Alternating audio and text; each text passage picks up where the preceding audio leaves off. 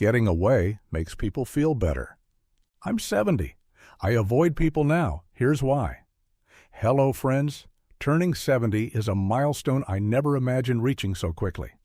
One moment, you're in your 20s, full of plans and energy, and the next, you're waking up in a body that feels different every day, with memories spanning decades.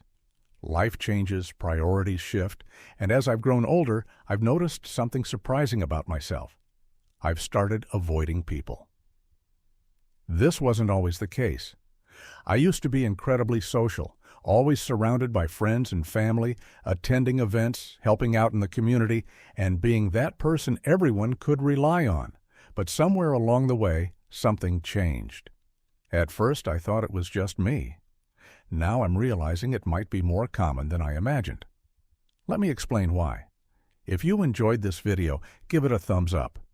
Don't forget to subscribe and turn on notifications so you never miss an update. 1. Time feels more precious than ever. At 70, I find myself thinking about time in ways I never did before. It's not just the ticking of the clock or the turning of the calendar, it's the undeniable realization that time is finite. When I was younger, time felt abundant, like an endless river flowing toward an unknowable horizon. I wasted it freely, believing there would always be more, hours spent on idle chatter, relationships that went nowhere, and tasks that brought little joy or meaning.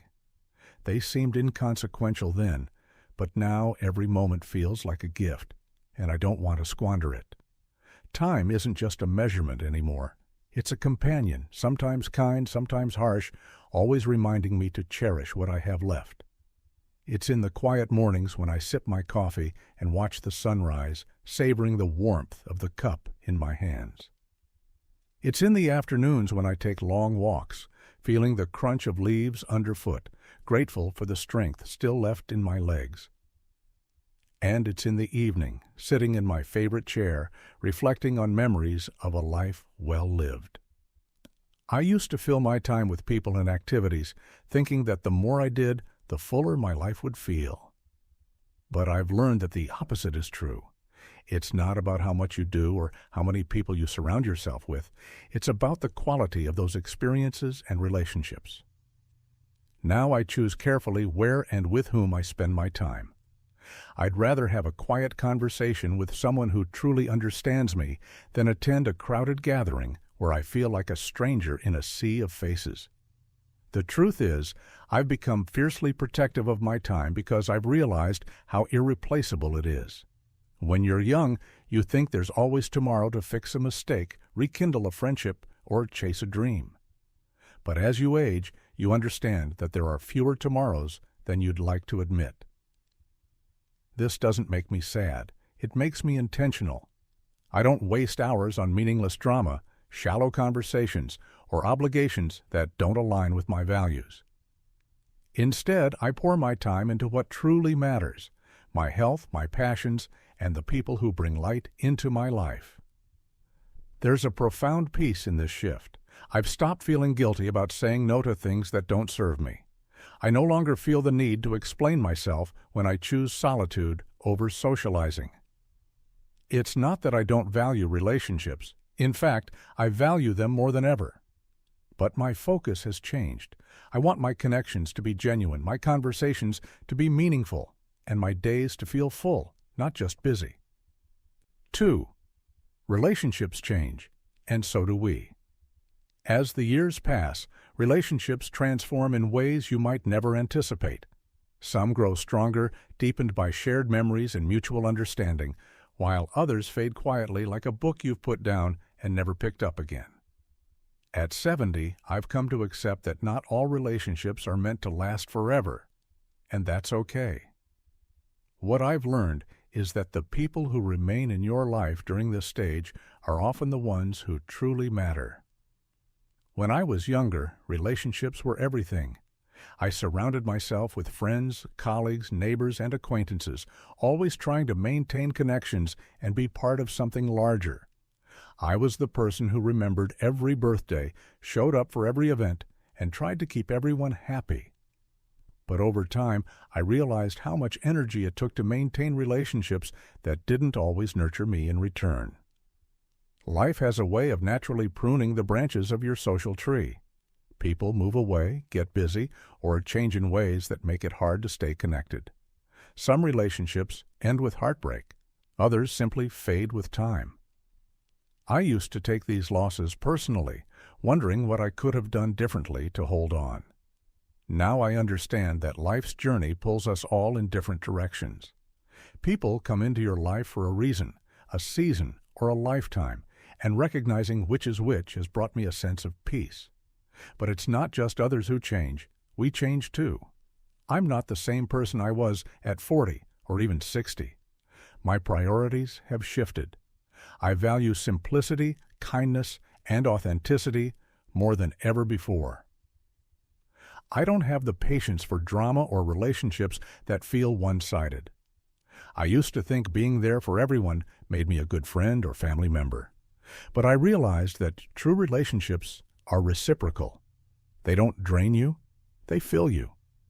Some of the most profound lessons I've learned about relationships have come through heartache, trust broken by people I cared about, loyalty that wasn't returned, or kindness that was taken for granted.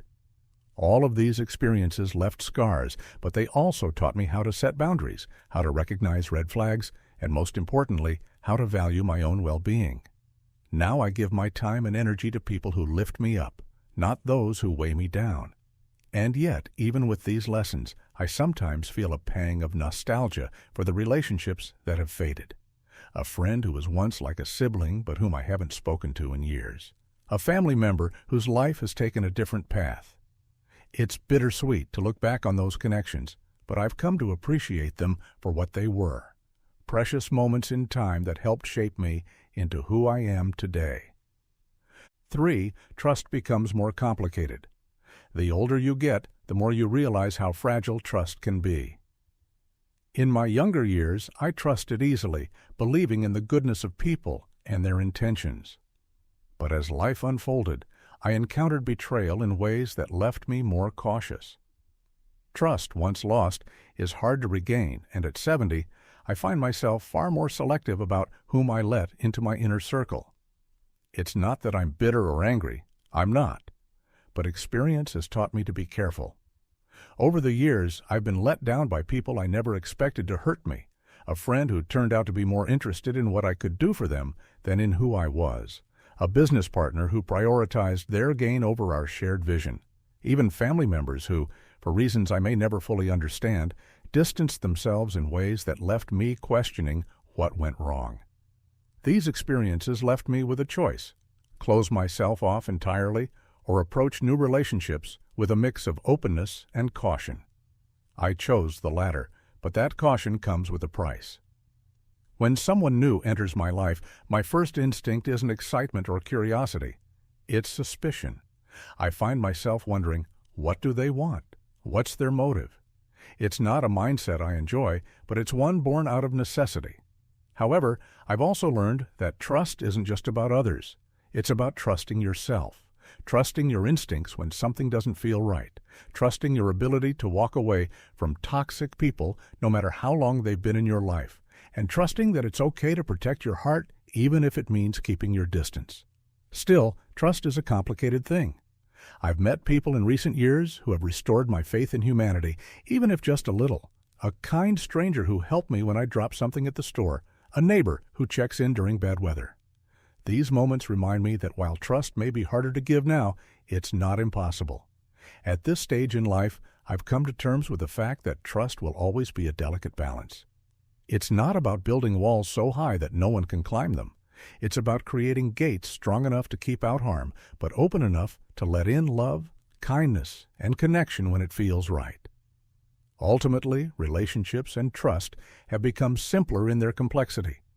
I cherish the few people I trust wholeheartedly and keep my boundaries firm with those who haven't earned it. And while I may never trust as easily as I once did, I've come to value the relationships I do have even more deeply. At 70, that feels like a gift worth treasuring. 4. The world feels different now. At 70, the world feels like a completely different place from the one I grew up in. It's not just the pace of life that has changed, it's the very fabric of how we interact with each other. Sometimes I look around and wonder where the warmth and simplicity of human connection have gone. I grew up in a time when neighbors were like extended family. We knew each other by name, stopped by unannounced to share a cup of coffee, and offered help before anyone had to ask.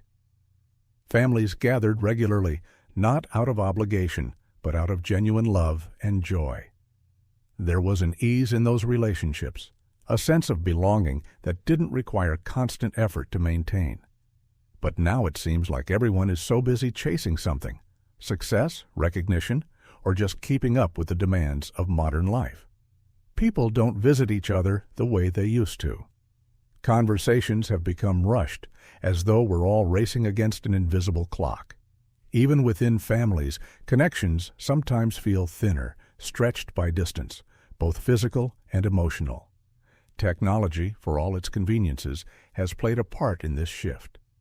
Don't get me wrong, I'm grateful for the ability to video call my grandchildren or stay in touch with old friends through social media. But at the same time, I can't help but feel that these screens have created barriers between us. There's something irreplaceable about sitting across from someone, hearing the nuances in their voice, and feeling the warmth of their presence. The constant hum of notifications, news updates, and endless scrolling can feel overwhelming. It's as though the world has become noisier, yet lonelier at the same time. There are moments when I just want to step away from it all, turn off the phone, and retreat into the quiet of my own thoughts. And then there's the matter of values. The world I see today often feels unrecognizable, with priorities that seem so far removed from what I was taught to cherish: honesty, kindness, and community. It's not that those values have disappeared entirely, but they're harder to find amidst the noise of self-promotion and endless competition. I often long for the simplicity of the past, not because I'm resistant to change, but because I miss the depth of genuine human connection.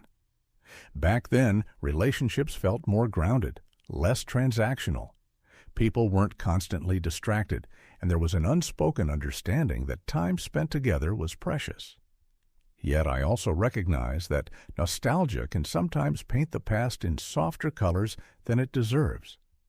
Life was never perfect, and every era has its challenges. But as the world moves forward, I find myself retreating, not out of bitterness, but out of a desire to hold on to what still feels real and meaningful to me. 5. Solitude isn't loneliness. In my younger years, I used to equate being alone with being lonely. The thought of spending an evening by myself seemed unbearable, as though solitude was something to be avoided at all costs. But now I've come to understand that solitude isn't something to fear, it's something to cherish. There's a profound difference between being alone and being lonely. Loneliness is an emptiness, a longing for connection that feels out of reach. Solitude, on the other hand, is a fullness, a quiet contentment in your own company. At 70, I've found that some of the happiest moments in my life come from simply being still, letting the world fade into the background as I focus on the here and now. In solitude, I've rediscovered the joy of simple pleasures, sitting by the window with a cup of tea, watching the birds flutter around the feeder, feeling the warmth of the sun on my face during a morning walk, hearing the crackle of a fire on a cold evening. These moments, though small, fill me with a sense of peace that no crowded room or bustling event ever could. Solitude has also given me the space to reflect. At this stage of life, memories become both a comfort and a teacher. I find myself revisiting moments from the past, not out of regret, but out of gratitude for the experiences that have shaped me. In the quiet of my own thoughts, I've been able to make peace with the things I once struggled to understand. This doesn't mean I've completely cut myself off from the world. I still enjoy seeing my grandchildren's faces light up when they visit, catching up with old friends, or engaging in causes that matter to me. But those connections feel more meaningful now because they are a choice, not an obligation. I no longer feel the need to say yes to every invitation or maintain relationships that drain me. Solitude has also helped me appreciate the relationships that remain. When I do spend time with others, I'm fully present, savoring the moments we share. There's no rush, no distraction, just the joy of being together, however briefly. I think solitude teaches you to love yourself in a way that no amount of external validation ever could. It shows you that your worth isn't tied to how many people surround you or how busy your social calendar is. It's in the quiet moments when you realize you're enough just as you are. At 70, I've learned that solitude isn't a sign of loneliness, it's a sign of strength. It's a choice to step away from the noise, to protect your peace, and to focus on what truly matters. And in that choice, I found a happiness that's deeper and more enduring than I ever imagined. 6. Why I avoid people now. At this stage of my life, avoiding people isn't about bitterness or resentment, it's about peace. After 7 decades of giving, learning, and sometimes hurting, I've come to understand that not every relationship is meant to last, and not every connection is worth the energy it takes to maintain. It's a lesson that's both freeing and bittersweet, one I've embraced not out of sadness, but out of necessity. For most of my life, I was the kind of person who put others first. I gave my time, my energy, and my heart freely, often without expecting much in return. I wanted to be liked, to be helpful, to be someone others could depend on. And for a long time, that felt right. I thrived on being needed, on showing up for others, on being the steady hand people could rely on. But life has a way of teaching you where your boundaries should be, even if it takes decades to learn the lesson. I've been let down by people I trusted, hurt by those I loved, and drained by relationships that took far more than they gave. There were times I ignored the red flags because I wanted so badly to see the good in someone. There were times I stayed in situations that chipped away at my happiness because I thought that's what loyalty meant. Now at 70, I see things more clearly. Avoiding people doesn't mean I've given up on humanity. It means I've learned to protect my own well-being. I no longer feel obligated to keep toxic relationships alive or to engage in situations that leave me feeling empty. I've traded the noise of social obligations for the quiet of meaningful solitude, and I've never felt more at peace. I avoid people who bring drama into their lives and mine. I avoid those who make everything about them, who never ask how I'm doing or seem to care about the answer if they do. I avoid people who take my kindness for granted, assuming it's endless. And most importantly, I avoid situations that make me feel less than who I truly am. This isn't to say I've closed myself off completely. I still cherish the relationships that matter, the friends and family who have stood the test of time, who show up not because they need something, but because they care. Those connections are sacred to me, and I nurture them with all the love I have left to give. But I no longer feel the need to cast a wide net. A smaller, deeper circle is more than enough. In some ways, avoiding people has allowed me to appreciate them more. When I do spend time with others, it's because I truly want to, not because I feel obligated. The conversations are richer, the moments more memorable, because they're chosen, not forced. 7. Does this sound familiar? I often wonder if others in my age group feel the same way. Is it just me, or does time naturally make you more selective?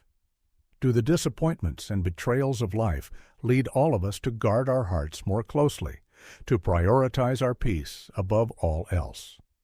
When I look back, I realize that much of my younger life was spent trying to meet other people's expectations.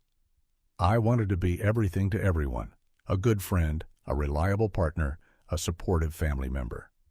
But as the years went on, I began to see how exhausting that was and how little of myself I had left by the end of it. Now I've stopped apologizing for protecting my time and energy. I've stopped feeling guilty for choosing solitude over socializing, and I've stopped wondering if there's something wrong with me for needing space to breathe, reflect, and simply be. If you're in your 60s, 70s, or beyond, maybe you've found yourself making similar choices. Maybe you've started to pull away from relationships that no longer serve you or situations that leave you feeling drained instead of fulfilled. Maybe you've noticed that you value quality over quantity when it comes to the people in your life. It's not an easy transition. Sometimes it feels like letting go of parts of yourself. But the truth is, this stage of life is about shedding what no longer fits. It's about creating space for peace, joy, and the things that truly matter. If this resonates with you, I want you to know you're not alone. There's no rule book for how to navigate this part of life, no one-size-fits-all approach. Some people thrive in big social circles well into their golden years, and that's wonderful for them. But if you're like me and you find comfort in solitude and smaller, deeper connections, that's just as valid. At 70, I've learned that it's okay to let go of what no longer serves you. It's okay to prioritize yourself, to protect your peace, and to live life on your own terms. And in doing so, I've found a kind of freedom I never knew existed. A freedom to be fully, unapologetically myself. So if you find yourself pulling away from people or choosing solitude more often, don't see it as a loss. See it as a gain. It's a gift to be able to carve out a life that feels right for you, even if it looks different from what others expect. Here's to this chapter of life, a chapter of reflection, growth, and the courage to live authentically. May we all find the peace we deserve. 8. Embracing this chapter. At 70, I've come to see life not as a series of endings, but as a series of beginnings. Each stage brings its own lessons, challenges, and beauty, and this one is no different. This chapter of life, with its quiet simplicity and deeper reflection, feels like a culmination, a time to embrace who I've become and let go of the things that no longer matter. When you're young, you often live with an urgency, a constant need to do more, achieve more, and be more. There's a restlessness that drives you forward, fueled by the belief that the future holds endless possibilities. But as you age, that restlessness fades. You stop chasing what's out there and start appreciating what's right here. It's not about giving up. It's about shifting your focus. This chapter is about simplicity. It's about savoring the small moments that often go unnoticed. The morning light streaming through the window, the laughter of a grandchild, the familiar warmth of a loved one's embrace. These are the moments that anchor me, that remind me of what's truly important. It's also about reflection. At 70, I find myself looking back on the life I've lived, not with regret, but with gratitude. There were triumphs that filled me with pride, mistakes that taught me resilience, and heartbreaks that shaped me in ways I couldn't understand at the time. Each experience, no matter how small, has woven the tapestry of my life. But this chapter isn't just about looking back. It's about looking forward, too. There's a quiet excitement in knowing that I still have time to create, to learn, and to grow.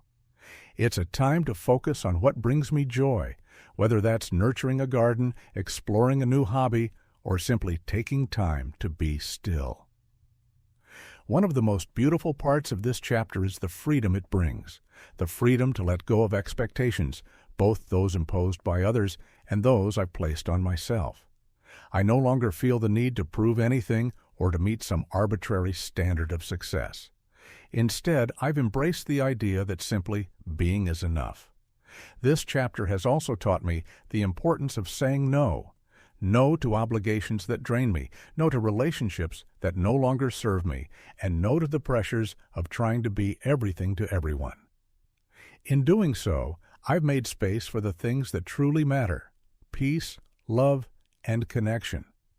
There's a kind of courage that comes with aging, a willingness to live authentically and unapologetically. I no longer fear being judged for my choices or misunderstood for my actions. At 70, I've earned the right to prioritize my well-being, to speak my truth, and to live life on my terms. This chapter is also about gratitude. Gratitude for the life I've lived, the people I've loved, and the memories I've made. Gratitude for the strength that has carried me through tough times and the joy that has illuminated the good ones. And gratitude for the simple fact that I'm still here, with more life to live and more lessons to learn. So what does embracing this chapter truly mean? It means accepting the past without clinging to it, embracing the present with open arms and looking to the future with hope. It means finding beauty in the everyday, cherishing the relationships that matter, and letting go of anything that doesn't bring peace. It's not always easy. There are moments of loneliness, of wondering what comes next, of missing the people and places that once filled my life. But even in those moments, there's a quiet strength, a reminder that I've made it this far, and that I have everything I need within me to keep going. At 70, I've come to realize that life is less about the big milestones and more about the small, meaningful moments that make up our days. This chapter, though different from the ones that came before, is no less important. In many ways, it feels like the most authentic, the most honest, and the most peaceful part of my journey. Embracing this chapter is not about accepting limitations, it's about celebrating possibilities. It's about honoring the life I've lived while remaining open to whatever comes next. And most of all, it's about living fully, deeply, and unapologetically, one day at a time. Closing thoughts.